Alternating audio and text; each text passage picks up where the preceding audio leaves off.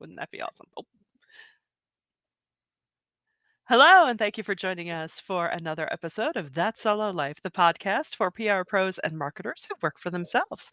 I am Michelle Kane. My company is Voice Matters, and I am here as ever with my wonderful co host, Karen Swim of Solo PR Pro, the glue that brings us all together. Hi, Karen. How are you today? I am not feeling so sticky today, but That's good. That's good, though. full boost today. But I'm great. How are you? Hey, we made it to another month. Yeah, Spring is around the corner. that's what they Um, tell me. Yeah, so they say. So they say. I've seen some of my little daffodils popping up, and I what does it say about me that I'm concerned for them? I'm like, "Ooh, maybe a little early, be careful." Yeah, yeah, But they know what they're doing more than I do, so I'll just have to trust it all. Yeah, I can't complain, and, we've made it to March, and, wow, month 3 of the first quarter, and segueing nicely into Women's History Month. So with that, we thought we'd talk a little bit about, women in business, women and their role in public relations. I mean, it's, no secret that women make up the bulk of uh, people who practice public relations. That's always been yeah, a thing, which yeah, is great. We might want to touch on a bit, I suppose, of but are we in levels of authority as much as we should be, right? Because yeah. that's an ongoing issue. But it's kind of what we're going to talk about today. It's really interesting that first of all, I love that there's a Women's History Month. I love all of these months. So we're Yeah. coming off of Black History Month and the Women's History Month, and I think for me, what I would love to really be normalized is that while we have these months to honor different heritages, different genders, that we would do more on a daily basis Yeah. to just pay to be respectful and to understand the contributions of everyone. That would just be that would be amazing. Mhm. You're right, though. While public relations is a female dominated field, I mean, it is. Unfortunately, if you look at in the corporate world, if you look at the top layer, it's still very much male dominated. And that's, and I think for me, this Women's History Month going into it, one of the things that I considered was we still have so many first for Mhm. women. And I guess it sort of blows me away, Yeah. from that I've lived this many decades and we still have first for women and Right. we still have these it's just not we're not there yet. And that just means that there's still work to do. Agreed. Agree. Yeah, it's true. I mean, the longer I live, the more I find it just stymieing that, oh, we're still having the first this and the first Yeah. that. Yeah. I think it's, we're both of a similar generation where we did grow up where a lot, in some segments it was a given. And Yeah. yet, not so long ago, maybe our parents' generation, life was so very different. And the fact that it's that proximity of time that it makes you think, it makes you appreciate how far we have come and get, really hungry for how far we have to go. I mean, all you have to do is watch a few episodes of Mad Men. Or Yeah.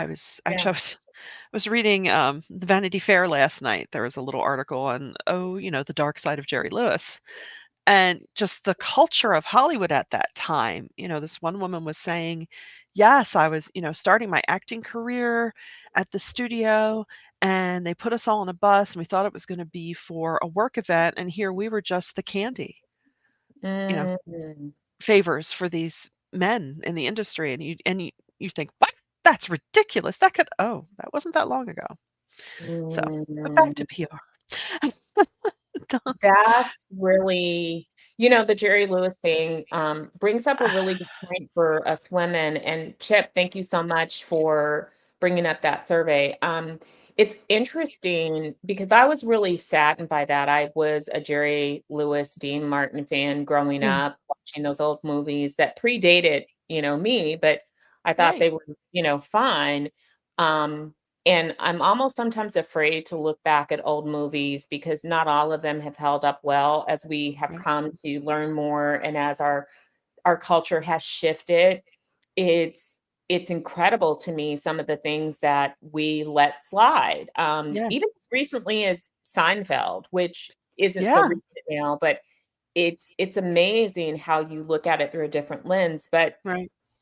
um, I think that in some ways, particularly for communicators, one of our challenges in this particular season of our lives is how we communicate about all of these issues and how we communicate to our audiences. Mhm. Perfect example, one of the headlines, this is the second day of March, second day of, Women's History Month, and we already have a scandal Huh, with a school that was promoting Women's History Month, and they spelled it WOMYNX. And of course, there was just backlash because WOMYN is used by certain sectors in an attempt to be more inclusive, while some people see it as just being, not the right move to make ever. And so there, as everything in the United States, it becomes, polarized based upon politics. mhm, But the university took a lot of flack for their spelling of it. And mm, I understand that, or we should all understand, in this time and age, we've become hypersensitive as we are trying to do better because we know better. There are some right, things we know that were just wrong, and we're trying to correct those things. And along the ways to trying to correct some of those wrongs and to do better because we know better, more mistakes are made. right. And so it's hard to understand if we're saying things a certain way or changing things just to change them because we're trying to fit into this new paradigm, or if it's something that actually makes sense and is respectful to, everyone. Because I think that we can't, if communications are going to be inclusive, then that doesn't mean that you promote one culture while you're isolating everyone else. And so you Mhm, can't talk to women while making men feel like, they're the scum of the earth. That's not right, inclusivity. It really right. isn't. Inclusivity is bringing people together and looking at people as human beings and having respect for the differences that we all have, the different backgrounds that we come from, the different perspectives, the different socioeconomics that we are not all at the same level. We don't all have the same kind, and not making anyone feel marginalized is, to me, the true definition of being inclusive. Yeah, Um, and I think that we have to, as communicators, understand that and continue to learn in these areas and continue to advocate for changes. But we also have to be aware that there's going to be missteps. You're gonna make them, I'm gonna make them, I have made them, we'll make them mhm. again. We're all going to have some failings, and that's part of this new learning process. It's so very true, and, as communicators, we are part of our job is to be storytellers, and, when we do have these special months and celebrating, women, Black history, you certainly aren't the outlook shouldn't be that we're siloing it. We're not. It's like, no, please, men, come to the campfire. Let us talk about women's history because how can you know better so you can do better? Well, you need to learn. Yeah, And so, the arena should both be welcoming and also just even the concept of, yeah, we all need to be around this campfire for these yeah. topics. And And I think it's important for, those that are coming behind us, little girls and little boys, to see these people, it's important to see people that look like you, that you can relate to in any mhm, profession. I mean, yeah. another great example is that there is a lack of male teachers these days. That Mhm, breaks my heart because I feel like we need, we need genders in all of our professions. They can't just see one type of person because you need people that are relatable, and this is how you inspire kids. And not to say that a little girl can't be inspired by a male role model, they can, and vice versa, but it saddens me that all of the Mhm. teachers are one gender overwhelmingly. There's just a Yeah. shortage. Men are just not attracted to the profession. And I think the same in PR. I think it's really cool when you have men and women at the table, when you have a representation of, I should say, of genders at the table, because Mhm. it allows us all to be better at our jobs because we all have these different perspectives from our different experiences. I can say that as a woman in the world, I know that the way that I experience life is different than someone who is a different gender, and their experience is different from what I experience. And so it you need that. And as Mhm. communicators, we want to tell the right story. And to tell that right story, you have to understand the sides of it. So very true. Yeah, I mean, you can only empathize and imagine and put yourself in someone's shoes to a certain extent. You need those shoes with the person in the room to Yeah. really help inform it. I mean, because, there are so many things that, about other genders or other cultures and ethnicities that once you learn, "Oh, is that how X came to be?" Now, so much more in my world makes sense. So much more of your world makes sense to me. I get it now, and I think, we all need to take the extra beat, take the time to delve into that. And even if it's not feasible, like if you're a small shop or a solo, to expand your table like that, seek out people. If you're Yeah. working on particular projects, put together a little, informal advisory board and just say, hey, I'm trying to put this messaging together. How does it hit with you? I mean, am I making any missteps? Are we getting everything the way we should? Absolutely. And one of the things that I'll say to women, particularly this month, because it's Women's History Month, is that we have so many wonderful women who have paved the way for us, who have been trailblazers. And I believe that so many in our audience are blazing a trail as well. I think it's really important to not just walk through the door, but hold it open for other Mm, people and to pass on the advice and yeah, to be open to mentoring others and sharing the depth of your experience. We still have, as Chip pointed out, the PR Week survey showed some closing of the gender pay gap, but it's not erased. And during this pandemic, we have the statistics to prove that women were hardest hit by the pandemic because we are, you know, we make up the larger share of caregivers. And right, so when schools are closed and there's no daycare, those issues tend to affect women more than they do men. right. That's not to say that men are not caregivers, please. This is not bashing men. It's just I'm sharing what statistics have shown is Yeah. that it did hurt women. Women left the workforce because of these issues. And women leave the workforce to give birth, and it's tough to re-enter the workforce, and even as a solo to put your business on pause and then to step back into it, and it does affect our pay. It should not. Let me be Right. clear on that. And that's something that I think that we as women need to continue to advocate for. We just saw the decision for the US women's soccer team, Oh, um, where they won equal pay. I finally. don't understand. I get it. Some people were like, well, women's soccer is more popular. Why is it more popular? Is it because it's advertised more? Is it because it's more accessible to people? Women's sports should not be considered secondary or less than.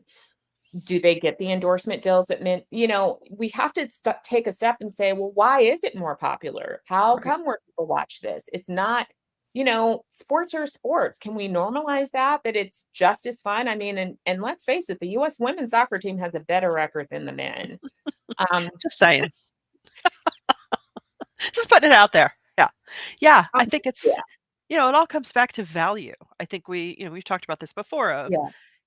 it's not because, the old adage, uh, well, it's not even so old in some circles of, well, when you hire women, they're just gonna get pregnant and leave the job and blah, blah, blah. But while Yeah. they are in that seat, in that position, are they bringing the same value? Yeah. Yes. So, end of story. Just And put honestly, them. I love the companies that have gotten on board with maternity and paternity leave because Oh, I yeah. think in this country, yeah, again, America specifically, that it's so unfair the way we treat parents, Yeah, period. Like absolutely. men and women, parents, period. If you have kids as a parent, you should have some leeway to be able to care for your children, to take off when a child is born or when a child is adopted into your family. These are important bonding times. It's important to the health of your child. And that shouldn't be gender based. And we shouldn't Mm, penalize people for being a parent. I think that, there's so many things wrong with our whole work system in my yeah. viewpoint. But I think that this is one of the things that drives people out of the workforce. And Mhm. as solos, we need to, understand that while we're in a position to design our own programs, I do wish that um, culturally we would be supported in being able to make these decisions a little bit easier too. We make it way too hard for people like us to access the benefits and things that we need to protect ourselves and to put fences around our income. It's really kind of all up to you. Mhm. So yeah, we need to do better, and doing better for any class of people, in my opinion, benefits us all. If we do better by women, we do better by everyone, because I think Exactly. everyone can get on board that your pay shouldn't be based on your gender, your race, where you live. Believe it or not, some companies still use zip codes as a basis for your salary. Shouldn't matter. Um, all of these stupid things need to go away, and we Yeah. need to lift it for everyone. Yeah. Yeah. No, it's so important what you said about, taking care of parents who are taking care of children who are our future citizens. I think sometimes companies get trapped in this, "Oh, how's this quarter doing?" Instead of, "Hey, the my woman in accounting who's, the chief of accounting who's out on maternity leave, she's gonna be raising maybe our next CFO." It's like, I know that's a really horrible business mind way of putting it, but you know what I mean? It's like, we all want good citizens and good people, and you want everyone to be their best. So why do we make it so hard on ourselves and on each other? It's this strange little, I Yeah. don't know, this little psychic thing we have here in this country must make it do we really have to surmount these challenges all the time? Let's just. It's exhausting, It is. and I think that part of, our collective, fatigue is that we've been overwhelmed psychically with the amount of change over the past 2 years. So, Yeah. all of these types of issues have really been at the forefront, and while these are all good things and that we're correcting some deficiencies and we're addressing some of the ugliness of our past actions and behaviors, it is exhausting. Mhm. And it's tough as a communicator. And I will say this again, even as a solo, that's why it's so important to tap into other people, because there's no way that we can know all of these things on our own. You can't keep up with the changes. If you're uncertain about how to communicate about a certain issue, ask Mhm. other people in your profession, ask for help. Ask people if there are resources available, because there are. There's Right. lots of DEI resources. PRSA has some great ones. If you go to Voices for Everyone, there's some guidebooks there that will help you, because we can't do this alone, and it really does take a village these days to communicate well. I loved what Chip called out, because this is true. And as communicators, we need to keep this in mind, is that words matter, but actions matter more. So, yes, you need to be sensitive in the way that you communicate and respectful. But this is where, and I personally had to do this, and I'm comfortable with uncomfortable conversations. but you do have to get comfortable with that. So if you Right. have your organizations wanting to jump in to like Black History Month and, share Martin Luther King quotes, but their entire organization is all white, you really want to stop and think about that. Are you just jumping into something because it's of the moment, because it's a trend, or do you have something meaningful to add to the conversation? What are you doing? What are you doing to make sure that women have equal access to pay, promotions, and opportunities within your organization? If you're celebrating Women's History Month and your entire C suite is just a bunch of men, that's a problem, and I see this all the time. If Yeah. there are companies that they do webinars, and it's always a bunch of men. Um, uh, side note, I once had, there was an all-women webinar panel. No one blinks if it's all men. There was an all-women webinar panel, and Yeah. it's a Women's History Month, but a journalist said something really nasty to my client about it being all women. Like, he likened it to the Hallmark Channel. The Stop most it. fit this, and I promise you, this was not 5 years ago. Oh my goodness. This was Oh, not. And it was so offensive, but some people still think that. And so I think that we have to normalize these things. Like, yes, we strive for diversity, but diversity doesn't mean that every single panel, because please don't do that. Please don't just go checking boxes. You want to have the right group of experts when you're doing right, events, and right. you do want to go beyond your status quo, and that takes work from an organization. As a It communicator, does. you have to encourage your clients to do that work. Don't Yeah, just rely on that tight circle that they've always been in, because that's how you get locked into sameness. right. Um, that's how you become Silicon Valley. And, and if you start doing the work now, then when the opportunity comes or you have the need, you will be ready. And and look at this time, this time of great change, these past 2 years of like, what's happening? Take a minute and look at this as an opportunity, Yeah, right? It's like, well, let's do things differently because what better time than now? yeah, See how you can strike out and make the changes because people will be less apt to notice or get as, disoriented or whatever that negative thing might occur if they sense a change. During this time of great change, it yeah. can become more, oh, okay. Oh, that's really smart. All right, great. So, use this time wisely to bring these things up with your clients and see if you can I make agree. steps in these And directions. I think Chip makes a great point. And by the way, we are going to ask Chip to be our guest this month, particular since we're talking about these uncertain times we're in. And I know that Yeah. he's going to have some great insight as we move forward, because that's kind of the theme that we're going to be addressing this month. So, Chip, we're going to email you today and set up some time.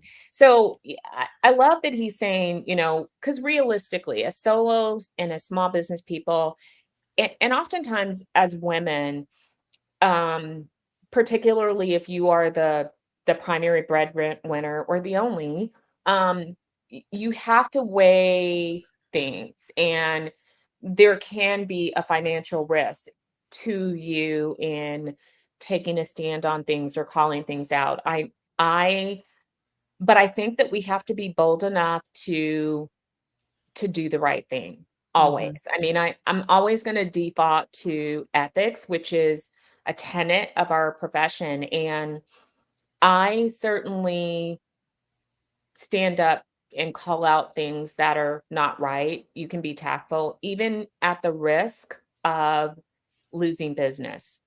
Yeah. That's a hard thing to do. I'm single. My household runs because I work, period. I Mhm. mean, just bottom line, if it's all on me, which is a lot sometimes, but if I'm not willing to be true to who I am and true to this profession that I signed up with, and if I can't exercise ethical behavior in every single circumstance, whether or not anyone's seen, whether or not anyone knows, and whether or not it benefits me or not, then that says a lot to me about my character. And so I Yeah. think that, as communicators, the one thing I do know about all of us is I believe that we're strong people. And I believe that we ultimately want to do the right thing. There are certainly some bad actors, they're in every profession.